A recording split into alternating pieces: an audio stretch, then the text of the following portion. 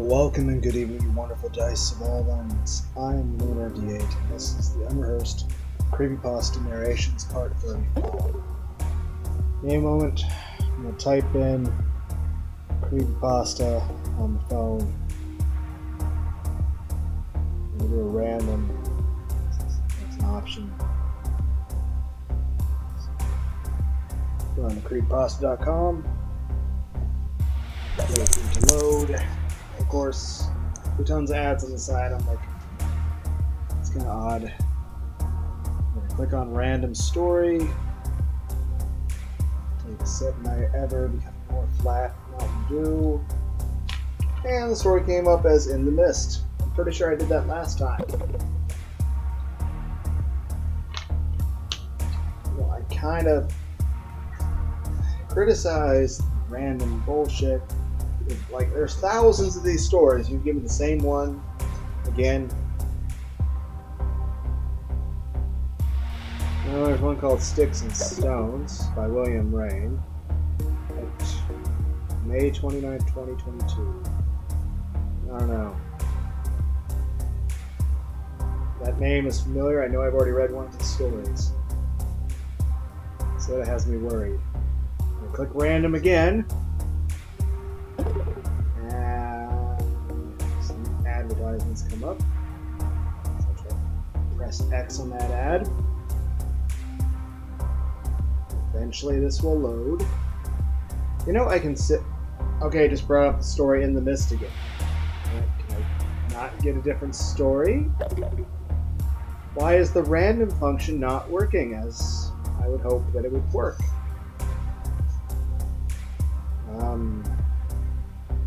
What if I just type the part that says creepypasta stories? And we're loading. Oh, there's a thing I can search. But I don't know what to look for. Okay, well there's lists. Okay, apparently I can't say the word list, apparently. Okay, there's a story called What Waits in the Cold by Aaron York. Written April 8th, 2021. Sure, let's do that.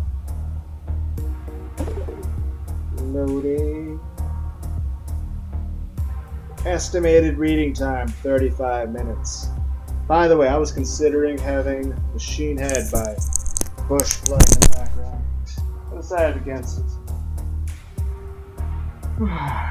35 minutes. What Waits in the Cold by Aaron York. Estimated reading time, 35 minutes. Jess steadied her breath as she saw the buck. She was behind a fallen log dug deep in a blanket of snow and lay across the ground. She brought her rifle up to her shoulder and rested it on her cover, moving ever so slowly as to not startle the buck in the clearing. She felt the wind blow her hair behind her head. She had positioned herself downwind at the end, as to not give away her position with her scent. The buck had broken from the herd, which were moving through the dense woods past the clearing, all of whom were most likely searching for water or any other source of food that hadn't been claimed by the snow. A 3-day-long blizzard had passed a few days ago, and Jess knew the animals were going to drink and eat, just like her and Frank. Their supplies had been cut short by the unexpected storm, and they needed more desperately. Normally, Jess wouldn't be hunting alone in such harsh environment. However, that was her only option, as Frank had found it. While it wasn't life-threatening, he certainly wasn't in any position to be doing anything with the home, much less hunting. Jess didn't mind. Helping her husband was something she always prided herself in doing. Jess peered through her scope and steadied her aim on the buck's body, just over where its heart would be. She saw the buck tilt its head toward her, and before suddenly darting out the clearing through a thicket of trees, followed by the rest of the herd. Jess didn't move at first, confused as to why it had been startled so quickly when she hadn't moved. She planted the butt of her rifle in the snow and began to pick herself up as a bright light shone in her eyes. She looked down at her scope, seeing the sun's reflection off the glass. Damn, she cursed to her, quietly to herself. Buck must have seen the glint and got spooked. She picked up her rifle and began to move toward the clearing. breaking from the concealment behind the log. I need to get this thing off after I find him. Jess moved to where the bucket had standing. Oh my god. Kneeling to the ground, she saw tracks planted deeply in the snow. A faint smirk crossed her face. Finding that buck again wouldn't be any trouble. She had hunted game with trails far more indiscernible many times before. Jess got up, slung her rifle over her shoulder, and began to follow the tracks. Before she trekked through the laden snow, the heavy wind had sent several branches to the ground, and had even taken a few of the weaker trees down. Several inches of snow covered the ground, covering the entire forest in a thin blanket. The large tracks she left behind made Jess feel exposed in some way. For all she knew, something could be hunting her as well. However, Jess had some comfort. She moved her hand down to her thigh, placing it against the holster wrapped around it. She wrapped her hand around the grip of the gun and lay in the holster. The revolver was chambered in a .50. More than enough to bring down anything. Frank had bought one for both of them after a close encounter with a bear a few years prior. The same that left Jess with a large scar prominent across her back and a part of her shoulder. She was lucky Frank had been there, else she would have never made it out of those woods. Eventually, Jess found the buck, although now he was behind a few trees, not nearly as exposed as the clearing. The rest of the herd was now with him, making the shot even harder to pull off undetected. Very slowly, Jess moved, keeping concealment behind the trees as much as she could. Eventually, she found a point where the buck was fully visible. She lay prone on the ground and slowly laid her bag next to it, holding it as quietly as she could. She pulled out an Allen wrench and brought her rifle close to her. She unmounted her scope, all the while keeping eyes on the buck. In case he moved or noticed her. Soon Jess had the scope off and began to line up her shot. She had to be much more careful now. The buck was roughly 20 yards away, and the shot she had to make with only her iron sights. She hoped to bring it down in one shot. She didn't want to chase a wounded animal through the snow. As Jess was still lining up her shot, she saw the buck peer over to where she was laying. Jess thought it was about to bolt her. Panicking, Jess fired her rifle, not knowing whether she had struck a hit or not. The herd all ran together as Jess cursed to herself for being so careless. Quickly, she picked up her bag, slung her rifle, and ran to the tracks. Among the several footprints in the snow, Jess saw drops of blood. The bullet had made contact, most likely by the buck's leg. It wouldn't be able to run for long. Jess ran after the trail. She knew the animal was going to collapse and she needed to be there soon after it did. The screaming of the buck would be a dinner bell to any of the predators in the area. The last thing Jess wanted was to have her kill stolen, as she had already been hunting for several hours. Jess sprinted through the dense forest, the rapid breath visible in front of her. She moved quickly while attempting to be careful at the same time. Branches and other debris blended the ground, all of them covered by a veil of snow. Jess couldn't afford to lose any time, much less an ankle where she'd trip on something and land on. Jess knew she was close. There was only a single set of tracks now. Soon, she heard the buck wailing in pain. Jess began to slow down and reached into her bag. She began to get her rope, tie the thing up, and drag it back. There was no way she'd be able to carry the full-grown buck all the way back to her house. She also got her hunting knife and out of her pocket. After all, the animal would have to be dead before it could be moved, and a quick mercy kill was the best Jess could offer. Jess broke through part of the forest and into another clearing. She stopped looking down at the tracks, following them with her gaze. Eventually it landed on the buck, laying on its side to the edge of the clearing. It was kicking with its legs, yelling, though it had become quieter now. Jess moved toward the animal, ready her knife. The buck saw her as she got close and began to kick its legs harder, trying in vain to get up and run. Jess knelt in front of it, and with a saddened sigh, plunged her knife into its head. The buck screamed one last time, before going naked. Jess always hated this. She never liked making animals suffer more than they had to. The only condolence she could give to the animal was a faint sorry before removing the knife. Jess got her rope from the bag and began to tie the carcass. There was no other way to move it besides to drag it. Eventually she wrapped it tight and tied the rope to her bag to act as a harness. She got herself situated and began to walk back home. Jess knew these woods well. She and Frank had hunted in them for years, and she knew how to get back home from anywhere. Even if she would get turned around, she could always just follow her own footprints, as there hadn't been any more snow walls since she left. Jess hiked back through the woods, dragging the large buck along with her. Her legs ached through the strain caused by the weight of the animal, along with the snow that rippled constant movement. However, she ignored the pain and kept moving, focusing on the thought of her own survival, and more importantly, that of Frank. Jess made it back to the clearing where she first saw the buck.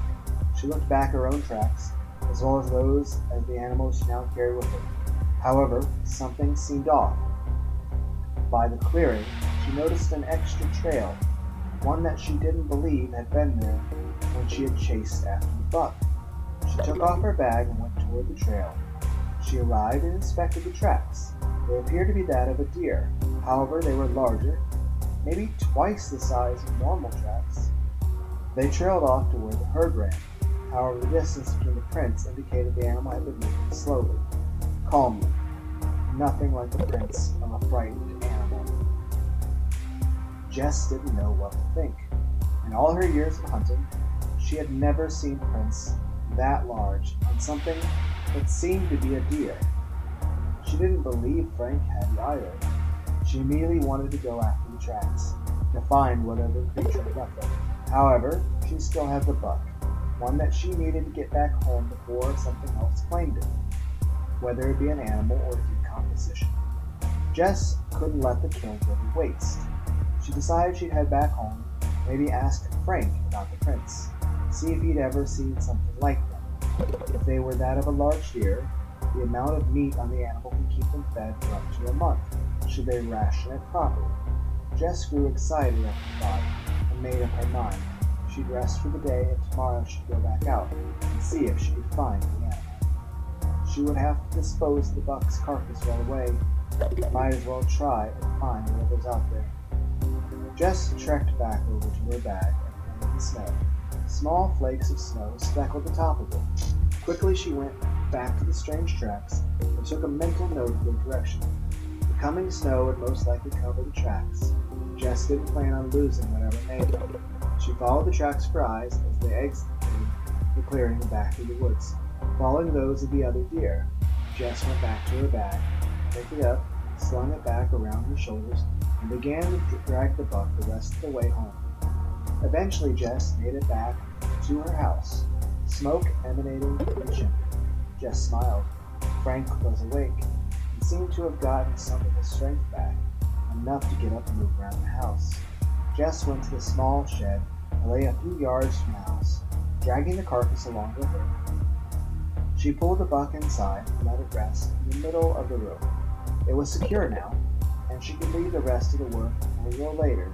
After she caught back up with Frank, Jess untied the rope from the carcass and her bag before putting it back away. Jess walked through the door of the house to see Frank tending to the fire. "Back so soon," Frank said as Jess walked through the door. Jess unslung her rifle, propping it up next to the door. "Frank, I've been out for like 5 hours. By the looks of it, you just got up." Jess removed her revolver from its holster, placing it on a small table next to the door. "That may or may not be true," Frank said, glancing at Jess with a smirk. "Managed to get anything?" Jess took her bag off her back. "Yeah, I got a buck, pretty big one too. I'll skin it in a few, I need a break." Jess laid her bag on the floor in front of the couch, before laying down. "Coffee sound good?" Frank said, looking over his shoulder. "And does it not?" said Jess, returning Frank's gaze. Frank nodded and moved to the kitchen counter, where the pot lay. He made Jess her brew and gave it to her. "Finish that up and go work on the buck. I'll clean your rifle in the meantime." "Is that really necessary?" I only fired one shot. Come on, Jess, that's my thing. Frank smirked. Frank wasn't wrong, and Jess knew it. Caring for their guns was something Frank always loved doing, and he always looked for any excuse to do it. After any trip they went on, any expedition, Frank made sure their weapons were clean and pristine, no matter how inane the task may seem. Fine, go on at it. Jess smiled, rolling her eyes. Frank took Jess's rifle and went to the dining room table. He already had his cleaning kit ready and waiting. Jess could hear him taking it apart, the rifle, from the couch as she finished her coffee. She then got up, washed out her mug, got her knife from her bag, and moved back out the door. Jess made it to the shed, the buck still laying in the center. She then got to work. Skinning the buck was the easy part. Getting the right meat off of it and making sure there wasn't any bones was much more difficult. The task only took Jess about an hour and a half. Once she finished, Jess got up and inspected the carcass, somewhat pleased with herself for doing it in such a short amount of time. She placed the last of the usable meat in the cooler that lay in the shed, before taking it and rolling it back toward the house. Jess managed to hit the door, dragging the cooler along with her through the snow and through the entrance. She rolled the cooler to a freezer that lay a bit deeper in the house, just past the kitchen, and put the cooler inside of it. Her and Frank couldn't afford to kill the kids in the state. Jess walked back through the window, seeing both her rifle and revolver, now shining brighter than ever. Jess looked at Frank laying on the couch, who had resigned himself to the book. I didn't even take my revolver out of its holster until I got back. Did you really have to clean it? Jess said, shooting questioning gaze at Frank. I told you I liked it. Plus, you were taking too long for fun. Frank replied, a hint of laughter in his voice. Well, I could have done it faster if I had some help, Jess said. Frank, oh, but how would my sick body be of any use in that hole? Why, I would just surely die. Frank held his hand over his full empty head. Jess stared at him, shaking her head and smiling. Now you haven't told me the story yet, Frank said, lowering his gaze back to Jess. What story? How you got the buck. Jess retold the series of events that had taken place, beginning where she had found the herd, all the way up to the when she killed it. However, she then got to the part of the story about the large tracks in the snow. Jess told Frank about the tracks, wondering if he'd seen anything similar before. A puzzled look crossed Frank's face. No, don't think I have. You said they were twice the size of normal tracks? Yeah, or something like that. I was planning on going back out tomorrow to see if I could follow them. I need to bring the carcass anyway. Frank tilted his head toward the window, snowflakes fluttering just outside. That's going to be difficult. Snow's already come back in. I know where the tracks were leading. Hopefully I'll be able to find them. Then pick up again. Whatever you say. Anyways, are you planning to kill the thing if you find it? That's the plan, yes. If that thing really is as big as the tracks make it appear, the meat on it would last us a really long time. I don't know, Jess. It could be risky. If that thing sees you and decides to attack, you could get hurt pretty bad. Jess grinned at Frank. Hey, it'll be alright. I didn't just clean my last resort. Jess pointed over her shoulder to the revolver on the table. I'll be fine, Frank. No need to worry. Frank returned Jess's grin. You say so. But if it seems like it's too dangerous, I want you to head back here, alright? Of course. I'm not looking for both of us to be out of commission here either. The rest of the day passed quickly, mostly filled with Jess preparing her bag with more supplies, repacking her magazines, and bringing along one extra just in case. Frank cooked up some of the fresh kill for dinner before both of them went to bed. Jess planned on getting up earlier instead. The time on the clock read 6:20 as Jess stirred in bed. She got up and put on her clothes, seeing a small amount of snow still falling. She left the bedroom, got her bag, rifle, and revolver ready. Before turning back to the bedroom, Frank was still asleep. Jess wrote a small note saying that she had gone out and she'd be back when she found the thing, or it got dark. She put it on the bedside table next to Frank, kissed him on the cheek, then left for the door. Moving out to the shed, Jess noticed that there was less snow on the ground, only about 2 or 3 inches now. Jess was happy at this sight. Less snow would make dragging her kill a lot easier.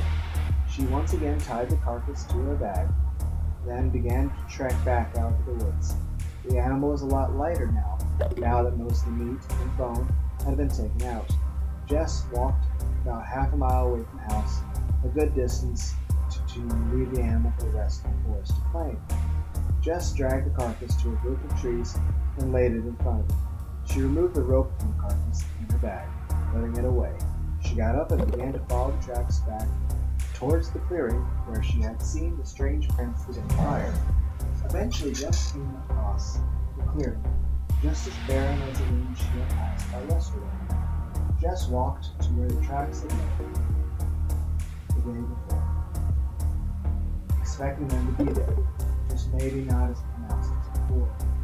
She saw light tracks of the other deer that had run away, as well as those of the bigger animal.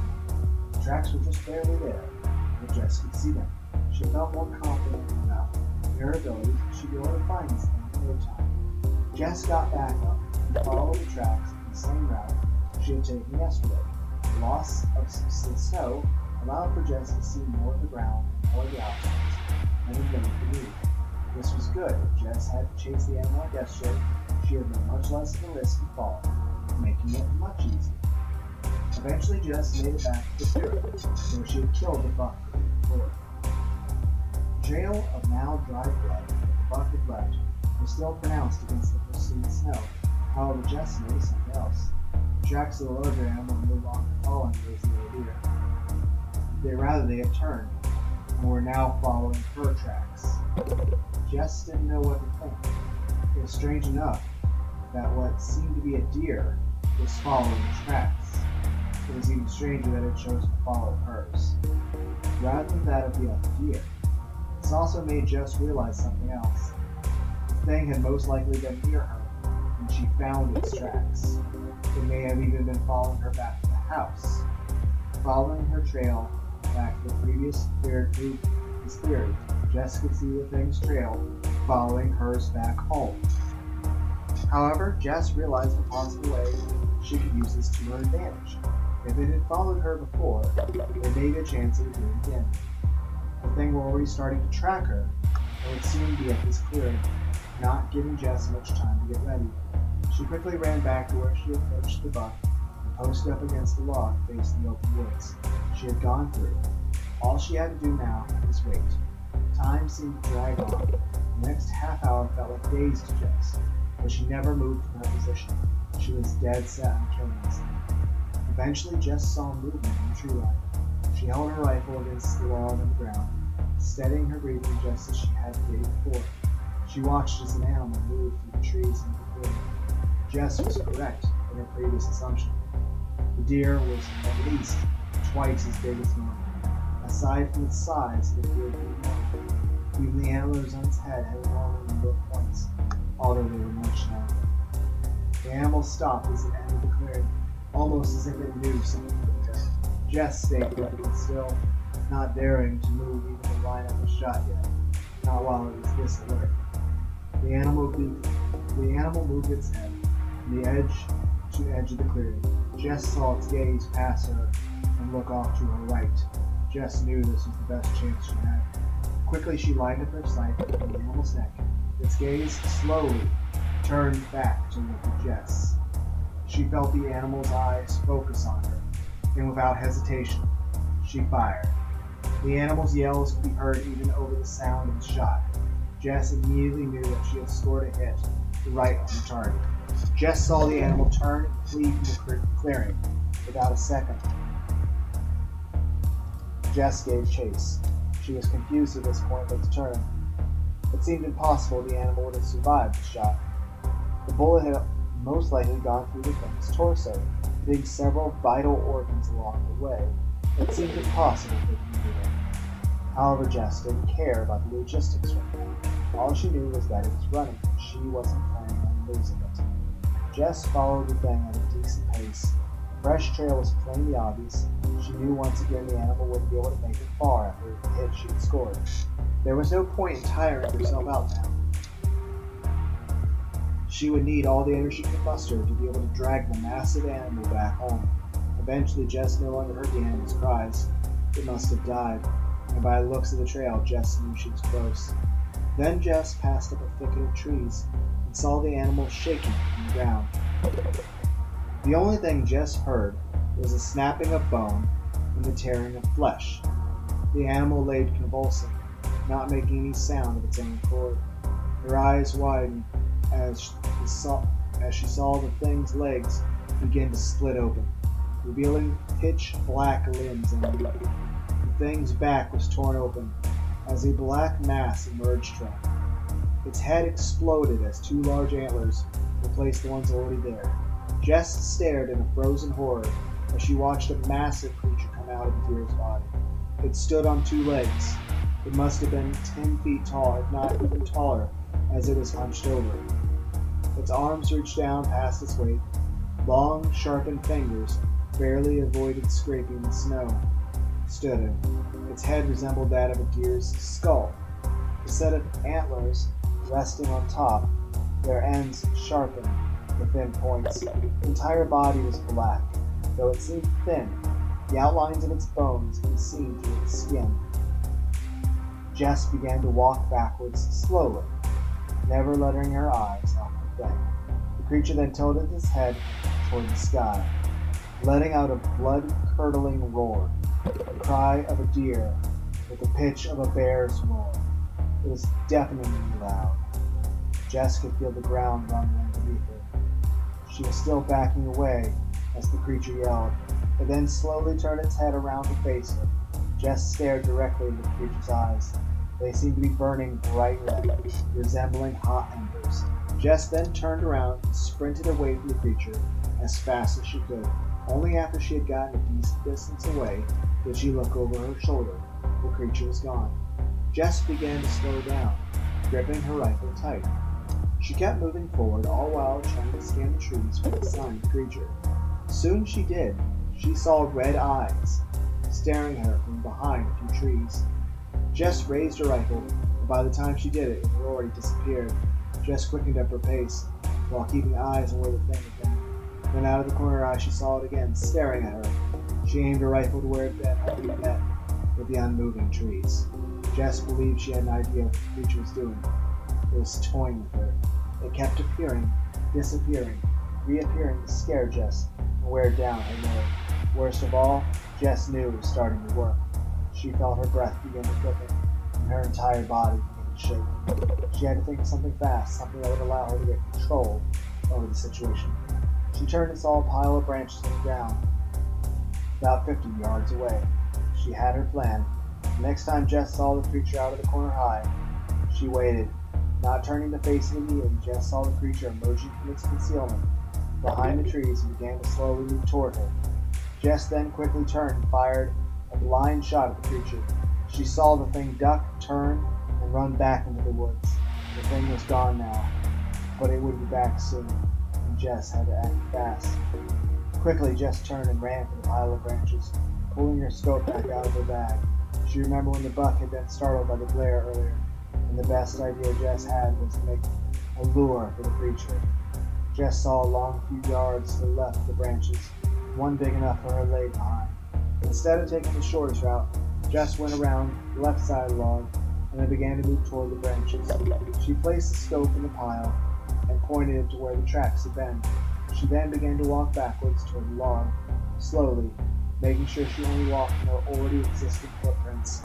She then got back to the log and prone, aiming her rifle toward the branches.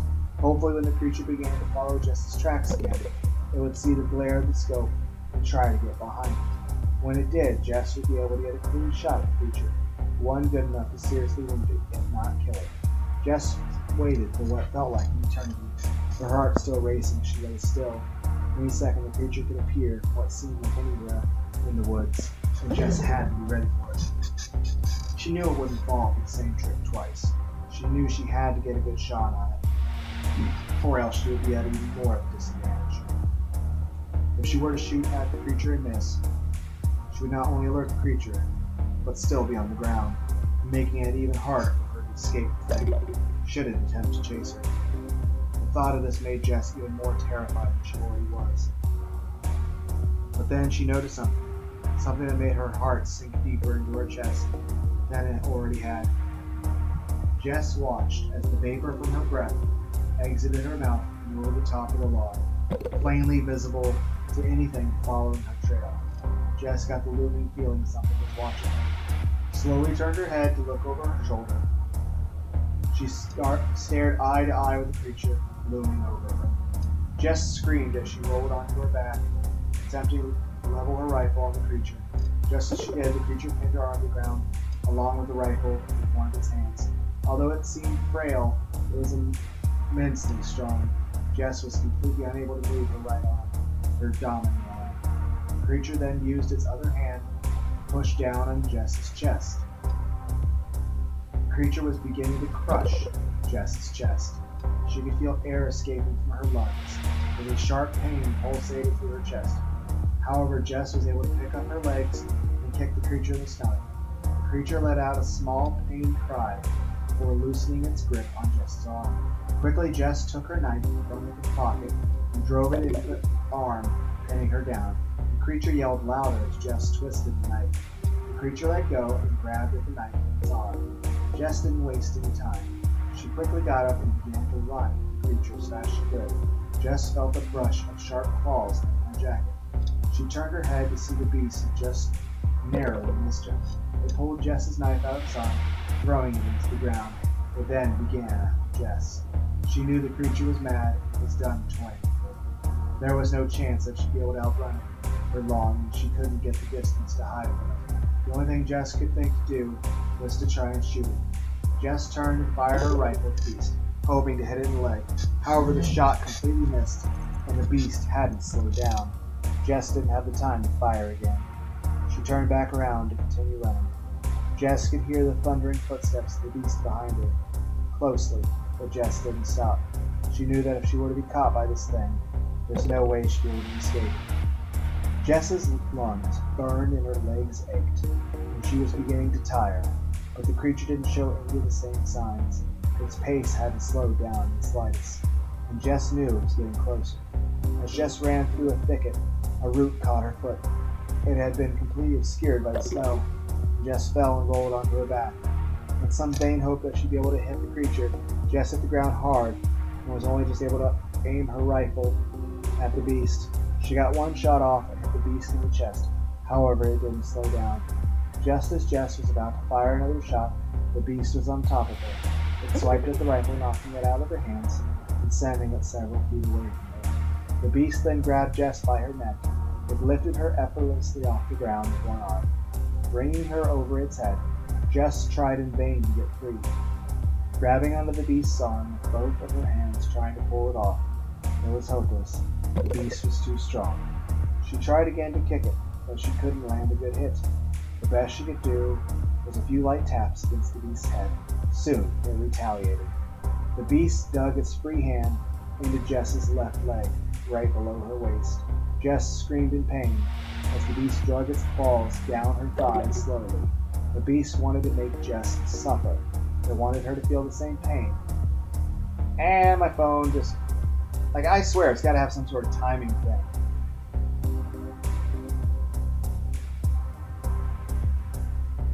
Okay, for some reason. Go to...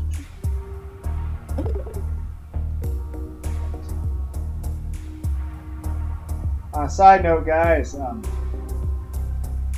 don't remember the name of the story.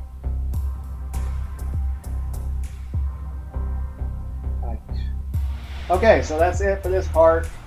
The rest of the story will be when I actually listen to this video, and I'll have to listen to myself say whatever the name of the story is, because apparently there's some sort of timing thing that if I think it's a half hour, because it's just, granted, it said estimated reach time 35 minutes, so maybe it's about it over, but it's just I guess if you're on creepypasta.com on your phone for a certain amount of time, I think after a half hour it just automatically logs you out, and I don't remember the name of the story I was reading.